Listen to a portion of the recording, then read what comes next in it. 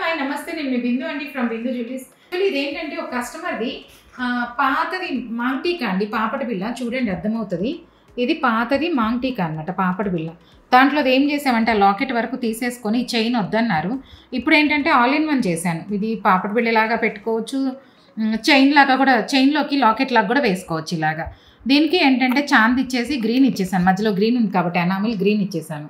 ఇదే ఏంటంటే ఇప్పుడు దీంతోనే ఇదే గోల్డ్తో బ్యాక్ స్క్రూ కింద ఇవన్నీ తయారు చేసేసుకున్నాం అనమాట.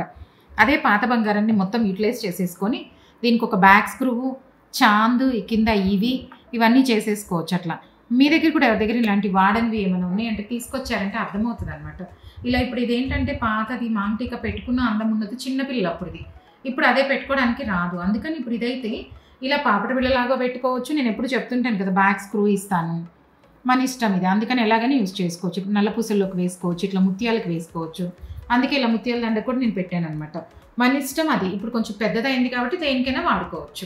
ఎవరికైనా నా కంటెంట్ నచ్చినట్లయితే please like, share and subscribe.